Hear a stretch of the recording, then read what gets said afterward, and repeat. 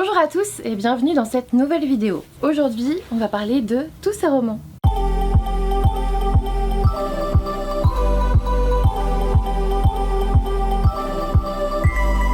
Du coup, je vous avoue, on va commencer par le meilleur. D'habitude, je garde toujours le meilleur pour la fin, mais là, j'ai très envie de vous en parler. Surtout que ça fait un moment que je l'ai lu en juillet. Il s'agit des Royaumes démoniaques, un roman auto-édité par Christopher Evrard. Il s'agit là du tome 1, La Roche des Âges, et regardez-moi cette couverture, trop belle pour de la dark fantasy, on est sombre à souhait, j'ai vraiment adoré cette couverture en fait. Et maintenant arrive le difficile exercice de vous résumer ce roman. Voilà, merci Luna de faire diversion, c'est cool.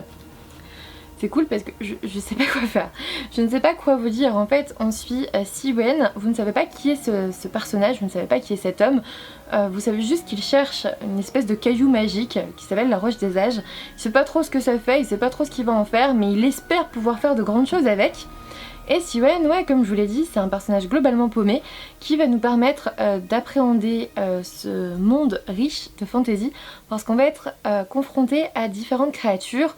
Je peux pas trop vous en dire, mais il y a globalement mes créatures favorites qui arrivent à un moment donné dedans. Il va être confronté à une créature, on va dire, de l'eau, je vais dire ça comme ça. Et puis on va avoir une arrivée très classe d'un dragon à un moment donné. Je vous spoile pas vraiment parce qu'il y a même un dragon sur la couverture du tome 2, donc clairement je vous spoile pas. Mais voilà, il y a plusieurs créatures qui vont arriver dans cette histoire. Il va aussi évidemment y avoir des démons dans les royaumes démoniaques. Jusque là je pense que je vous ai pas trop perdu. Mais ouais, je ne peux pas vraiment résumer ce roman, j'ai envie de vous dire lisez-le, vous connaîtrez l'histoire. Parce que on commence avec Siwen en effet qui est en exploration dans un lieu assez dangereux pour trouver cette roche des âges. Même si il sait pas trop comment ça fonctionne, il en a besoin parce que c'est un petit peu son but dans sa vie. J'ai l'impression qu'il est tellement perdu qu'il lui fallait un but et qu'il a choisi celui-ci. En tout cas, c'est ce qu'on pense au début du roman, donc voilà, et en tout cas au début de la saga. Du coup, on va découvrir un univers très riche, comme je vous l'ai dit, avec différentes créatures qui sont sur différents domaines. Et on va se retrouver un peu dans une ambiance à la The Witcher. Pour ceux qui ont beaucoup aimé The Witcher, j'ai trouvé que Siwen ressemblait beaucoup à Geralt de Rive et même dans sa façon de se présenter aux autres, il a pas froid aux yeux le gars, hein. Si vous l'emmerdez, il vient vous défoncer la tronche tout simplement. Les bagarres sont franchement sanglantes, assez ouais, violentes, hein, ça c'est clair, c'est clairement violent et sanglant pour ceux qui ont peur des araignées. Il y a une araignée dedans qui est très grande, mais c'est un personnage tellement intéressant que vous oubliez que c'est une araignée en fait. Vous oubliez carrément que c'est une araignée, même si on voit que l'auteur a fait des recherches sur cette espèce. Clairement, on oublie que c'est une araignée parce qu'elle est tellement intéressante et elle a tellement une grosse place dans le récit que vous l'oubliez un petit peu, vous oubliez que vous avez peur des araignées et ça passe crème, promis.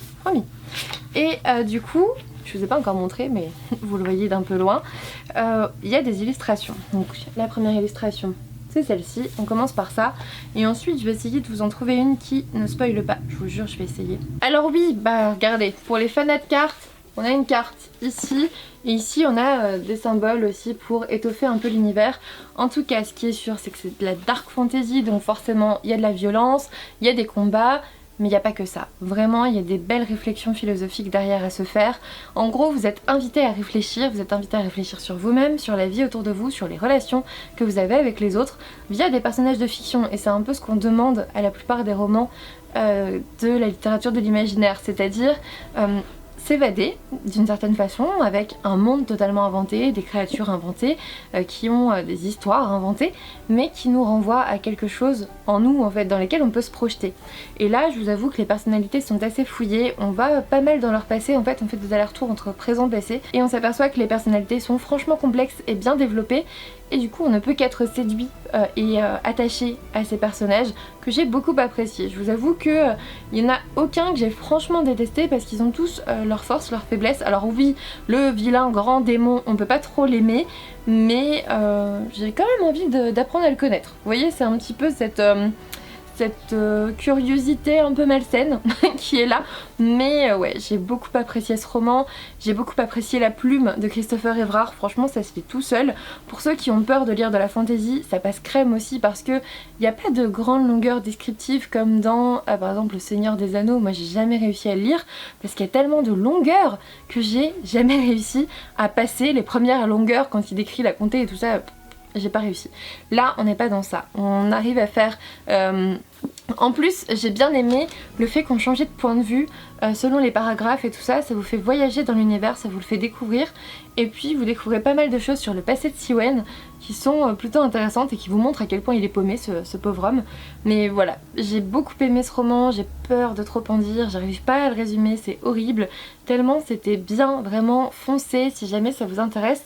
En plus l'auteur est super sympa, le tome 2 va bientôt être de nouveau disponible, le tome 3 va bientôt arriver, donc clairement c'est un peu le moment de foncer dedans. D'ailleurs je voulais vous dire, on va bientôt l'accueillir sur la chaîne, vous allez bientôt pouvoir lui poser des questions, donc ça sera peut-être le moment de vous pencher sur son roman, soit vous le lisez avant de le voir en live, ça sera à peu près vers la mi-septembre, un petit peu avant, soit bah écoutez il vous donnera envie de lire son livre parce qu'il est super intéressant cet auteur et j'espère vraiment que vous serez nombreux à le découvrir et à venir me donner votre avis. Moi j'ai envie qu'on en parle parce que là en fait je peux en parler qu'avec l'auteur et du coup c'est beaucoup moins objectif parce que lui c'est un petit peu son bébé, voilà, il est très ouvert.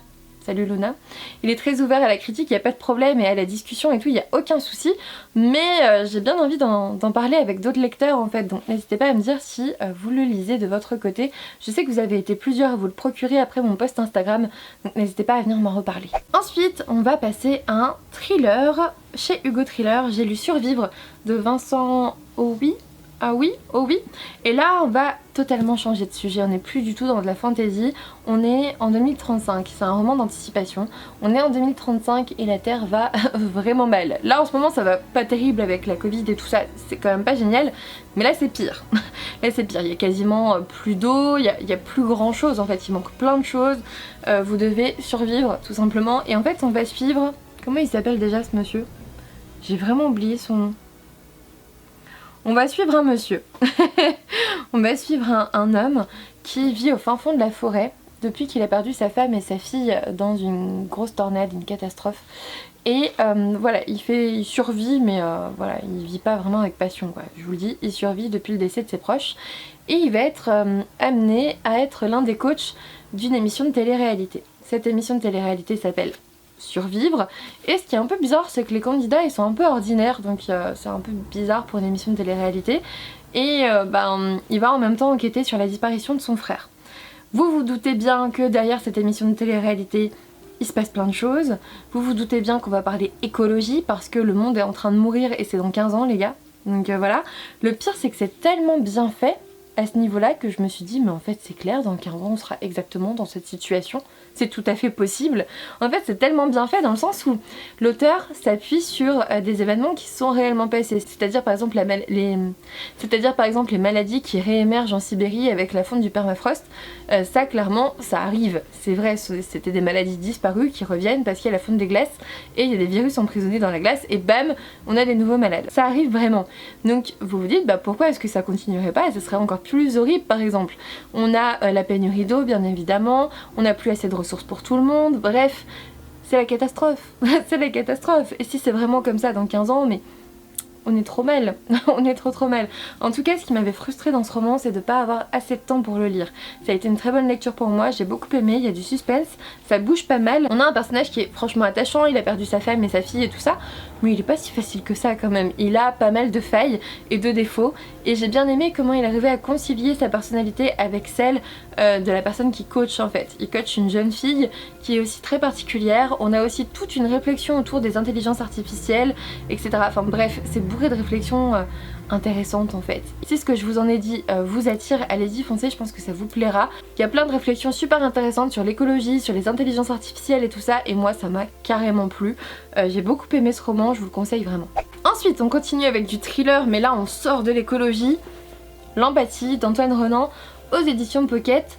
Je l'ai lu dans le cadre du prix des nouvelles voix du polar, et là on va suivre alors on a Alpha qui est le grand méchant qui est en train de sévir sur Paris, et on va suivre Anthony Roach, je pense que ça se dit comme ça, et Marion Mény, qui sont capitaines au sein du 2e district de police judiciaire qu'on appelle la brigade du viol. Donc, si vous êtes vraiment pas à l'aise avec les scènes de viol, n'y allez pas. Laissez tomber, n'achetez jamais ce roman. Les scènes de viol sont décrites avec des détails et franchement je me souviens encore de certaines scènes tellement c'était choquant. Et pourtant je suis pas susceptible parce que quand même je suis psychiatre, donc des personnes qui malheureusement se sont fait violer, j'en vois. Donc des récits de viol, j'en connais, j'en ai entendu, voilà, ça c'est sûr. Mais là, c'était avec une telle violence, une telle haine, une telle... Ouais, c'est horrible en fait. Le mec, il vient, il passe par la fenêtre ouverte, parce que l'été on a tout chaud, on laisse les fenêtres ouvertes, ne le faites jamais. Surtout pas après avoir lu ce roman, parce qu'en fait le mec se glisse par votre fenêtre ouverte et il agresse votre compagnon, il le ligote et tout, et après il viole la femme de cet homme, mais de façon absolument atroce. Alors déjà, de base, un viol c'est atroce, mais là c'est horrible. C'est horrible, c'est à vomir quoi, vraiment c'est horrible. Et il est de plus en plus violent, il est de plus en plus incontrôlable. On va en apprendre plus sur son passé et tout. Et à partir du moment où il l'attrape, je vous avoue que je pensais que c'était la fin. Pour moi un thriller ça se termine quand on attrape le méchant et qu'on comprend pourquoi il fait ça. Enfin pas pourquoi, mais à quel point son enfance a été compliquée et tout ce qu'il a pu faire. Parce que pour moi rien n'excuse jamais rien. C'est pas parce que vous avez une enfance compliquée que vous avez le droit d'agresser les gens. Pour moi rien n'excuse la violence et je le dis à tous les psychopathes que je croise, pour être tout à fait honnête avec vous. Mais voilà, on découvre son passé, on découvre les raisons qui selon lui le poussent à faire ça, on va dire ça comme ça, parce que ce sont surtout pour moi des excuses.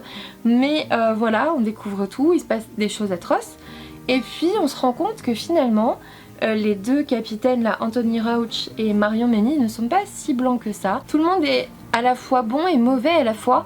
Tout le monde a ses défauts et c'est bien mis en avant là-dedans. Et en fait, ce qui est assez fort dans ce roman, c'est que l'auteur arrive à vous faire ressentir de l'empathie pour l'ensemble de ses personnages. Même un tout petit peu d'empathie pour le psychopathe horrible là. Vraiment un tout petit peu, quand il est enfant, c'est tout. Mais pour les autres, c'est pareil. Au début, Anthony Rauch et Marion, on les aime bien et tout, et après on apprend un peu leur passé, leurs actions et tout, et on se questionne un petit peu finalement sur ces personnalités là. C'est super intéressant, c'est super bien fait, c'est plutôt bien écrit. Par contre j'ai trouvé qu'à la fin il y avait de franches longueurs et ça m'a un peu dérangée. J'ai trouvé la fin très très longue parce qu'après avoir attrapé le grand méchant, pour moi un thriller est terminé. Et là c'est pas le cas, on va plus vers des autres réflexions et tout, vers le passé des personnages. Et j'ai pas trop aimé le fait que ça soit mis à la fin parce que je me suis franchement ennuyée à la fin. Mais jusqu'à ce qu'on attrape le méchant, clairement j'ai trouvé ça génial, il y avait un bon suspense, c'était horrible au niveau des scènes, donc pour un thriller c'est bien. Mais ouais, la fin j'ai pas adhéré, c'était trop long en fait à se terminer et j'ai pas adhéré à la fin. Mais voilà, un très bon roman si jamais vous n'êtes pas trop sensible, on va dire. Ensuite, je vais vous parler de Il était deux fois de Franck Tillier. Je vais vous en parler très vite parce que c'est un roman que j'ai écouté en audiobook, mais je crois que c'était en juin-juillet, donc j'ai très peu de souvenirs là à force. Dans ce roman, on va suivre un père qui est en pleine recherche de sa fille en fait. Et ce qui est super bizarre, c'est qu'il va se réveiller un jour à l'hôtel. Plus de 10 ans après la disparition de sa fille, alors que pour lui il est 2 mois après. Vous voyez, il y a ce problème de temporalité là, donc il va déjà découvrir pourquoi c'est le cas. Il va aussi découvrir finalement ce qui est arrivé à sa fille. C'est un petit peu ça... doucement, c'est un petit peu le fil conducteur de ce roman. Et en fait ce que je voulais vraiment dire, c'est que moi ça m'a beaucoup plu. J'ai adoré ce roman, j'adore Franck Tillier en général, franchement ça passe super bien. J'avais adoré le manuscrit inachevé, mais attention, et c'est ça que je veux dire, Il était deux fois, c'est pour moi un thriller qui suit le manuscrit inachevé. Ne lisez pas Il était deux fois si vous n'avez pas lu le manuscrit inachevé, parce que vous avez la fin du manuscrit inachevé dedans et toutes les explications que vous n'aviez pas à la fin du manuscrit inachevé, parce que c'est un manuscrit inachevé hein, pour le coup, bien vous les avez ici. Parce que ça s'entrecoupe avec l'enquête que vous avez aussi là. J'ai beaucoup aimé, il y a beaucoup de suspense, la conclusion elle est atroce, c'est vraiment horrible et je me sentais vraiment mal quand on découvrait ce qui s'était passé pour cette jeune fille. Ceux qui l'ont lu me comprennent, c'est horrible, vraiment je m'attendais vraiment pas à ça, je m'attendais à un truc un peu plus terre à terre. Et là pour moi Franck Tillier il a clairement révolutionné le truc parce que je m'attendais vraiment pas à ça. Bref, je vous le conseille mais uniquement après le manuscrit inachevé, sinon vous allez vous spoiler et c'est dommage parce que le manuscrit inachevé était vraiment très bien aussi, donc n'hésitez pas à lire les deux à la suite. Et enfin je vais terminer par un petit manga, il s'agit de Autour d'elle de Shino Torino, le tome 1 aux éditions Akata, que je remercie pour l'envoi de ce manga. Dans cette histoire on va suivre Michiru et Maya qui étaient en couple à la faculté, donc ce sont ces deux jeunes filles là. Elles étaient en couple à la faculté, mais d'un seul coup, je crois que c'est Michiru qui s'en va. Ouais c'est ça, Michiru s'en va, et lorsqu'elle refait son apparition, elle a ce petit Yuta, voilà, son enfant en fait, Yuta. Et du coup, étant donné que c'était un couple homosexuel à la faculté, on se demande un petit peu ce qui s'est passé pour cette Michiru et pourquoi elle a cet enfant qui s'appelle Yuta. Elles vont se retrouver toutes les deux dans le même appart, elles vont se retrouver colocataires dans cet appart. Et on va voir finalement différentes définitions de la famille. Et j'ai trouvé ça génial, c'est vraiment très très bien fait. On va bien sûr appeler à la tolérance et tout ça, mais c'est évident, de toute façon si vous lisez ce genre de manga c'est évident. Vous avez un couple homosexuel et qui essaye de former sa famille, plus ou moins, hein, parce qu'il y a quand même des différends. Elle est partie sans rien dire il y a 5 ans, enfin voilà, et elle revient avec un enfant, enfin c'est quand même particulier. Et on va essayer de découvrir un peu ce qui s'est passé, et finalement on va revisiter un peu la notion de famille. À quoi tient une famille? Est-ce que c'est uniquement du sang? Est-ce que c'est forcément, alors ça c'est évidemment la question, un homme, une femme, un enfant, ou est-ce que voilà, il y a d'autres façons? Et évidemment il y a d'autres façons, j'en suis persuadée, et j'espère que vous aussi. Et là-dedans on le fait habilement, c'est presque poétique en fait. J'ai beaucoup aimé ce manga, je vous le conseille, c'est super bien, vraiment vraiment vraiment, et en plus ça se termine en 6 tomes apparemment. Donc voilà, c'est plein d'amour, c'est assez nostalgique, les dessins sont très jolis.